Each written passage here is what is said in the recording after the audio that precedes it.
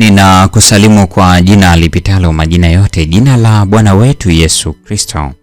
Hili ni somo la kesha la asubuhi. Karibu. Na leo ni Aprili 4. Tuombe. Baba yetu mtakatifu, ishe mahali pasiri juu mbinguni, tunakushukuru kwa sababu ya wema wako na ulinzi wako maishani mwetu.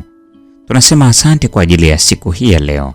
Tunaomba utusamehe dhambi zetu, utusafishe na ututakase. Enda nasi tunapojifunza somo hili katika jina la Yesu, amina. Mada ya leo inasema hebu Yesu aongoze. Imejengeka katika kitabu cha Yohana Mtakatifu sura ya 14 aya 6. Nasema, Yesu akamwambia, mimi ndimi njia na kweli na uzima. Mtu haji kwa Baba ila kwa njia ya mimi. Laiti kama sisi ambao tu wasafiri na wageni katika nchi hii ya ugenini tungemwelewa Yesu aliye njia, kweli na uzima. Anasema, mtu haji kwa Baba ila kwa njia ya mimi. Njia aliyotuwekea iko wazi na dhahiri mno kiasi kwamba mwenye dhambi haswa aliyejawa na hatia hahitaji kuikosa njia yake. Hakuna mtu aombaye kwa kichwa aliye na sababu ya kushindwa kuipata njia ya kweli na kutembea katika nuru safi na takatifu, kwa kuwa Yesu anaongoza katika njia hiyo. Njia imesonga sana, ni takatifu mno kiasi kwamba dhambi haiwezi kuvumiliwa ndani yake. Lakini uwezekano wa kuifikia umefanywa kwa ajili ya wote, na hakuna mtu afaye moyo, mwenye mashaka na roho inayotetemeka inahitaji kusema, Mungu hanijali mimi. Kila nafsi ni ya muhimu sana machoni pake. Wakati Shetani alipokuwa mkuu wa ulimwengu, alipodai kuwa ulimwengu huu ni milki yake, tulipokuwa wote tumeharibiwa na kuchafuliwa na dhambi, Mungu alituma mjumbe wake kutoka mbinguni, yaani mwanawe pekee, ili kuwatangazia wakazi wote wa ulimwengu, mimi nimeuona ukombozi. Nimefanya njia ya kutokea kwa ajili ya wote wanaoangamia. Ninazo barua za ukombozi kwa ajili yenu, zikiwa zimewekwa muhuri na Bwana wa mbinguni na duniani. Si kwa sababu kuna dosari yoyote katika cheo ambacho kimenunuliwa kwa ajili yetu inayofanya msikipokee. Si kwa sababu rehema, neema na upendo wa Baba na Mwana hautoshelezi na haujatolewa bure na kusababisha msifurahi katika upendo unaosamehe. Ikiwa umepotea, itakuwa ni kwa sababu hutamjia Yesu ili uweze kuwa na uzima.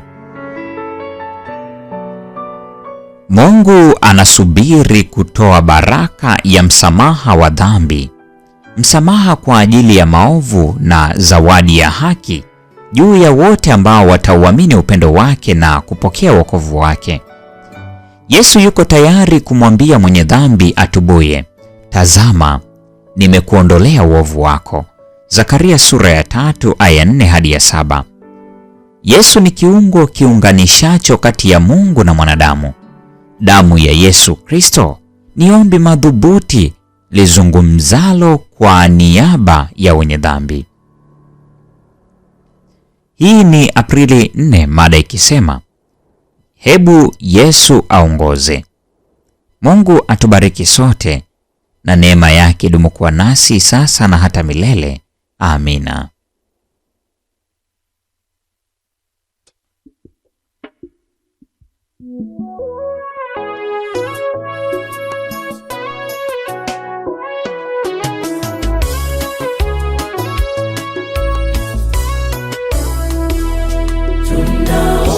Ushuhuda leo kuwaletea, mioyo iko tayari, hakika tutasema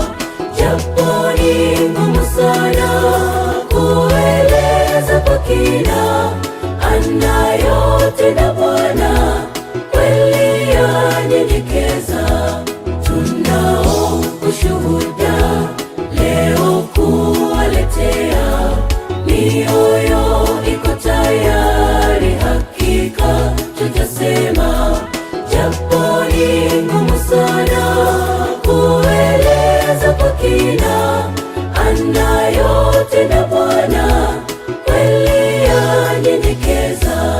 Tunanyenyekezwa na matendo ya Bwana, kila siku ni mema, hachoki kuyatenda. Alitenda jana, ametenda leo, atatenda kesho. Acha tuimbe sifa. Tunanyenyekezwa na matendo ya Bwana, kila siku ni mema, hachoki kuyatenda. Alitenda jana, ametenda leo, atatenda kesho. Acha tuimbe sifa.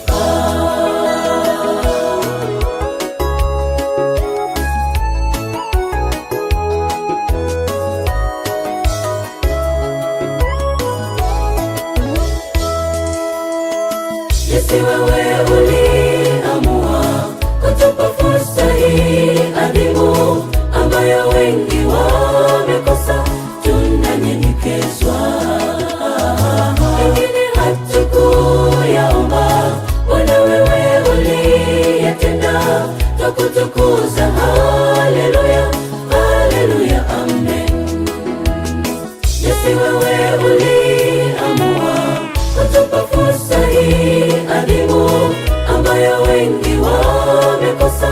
Tunanyenyekezwa, wengine hatukuyaomba, Bwana wewe uliyatenda, twakutukuza. Haleluya, haleluya, amen.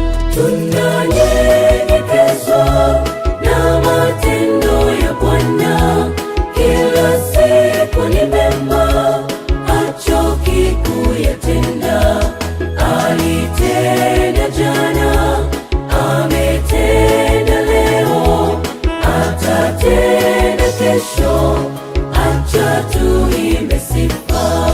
Tunanyenyekezwa na matendo ya Bwana, kila siku ni mema, hachoki kuyatenda. Alitenda jana, ametenda leo, atatenda kesho. Acha tuimbe sifa.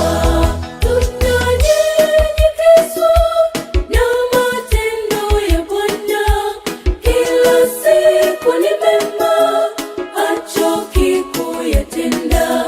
Alitenda jana, ametenda leo, atatenda kesho. Acha tuimbe sifa. Tunanyenyekezwa na matendo ya Bwana, kila siku ni mema, hachoki kuyatenda.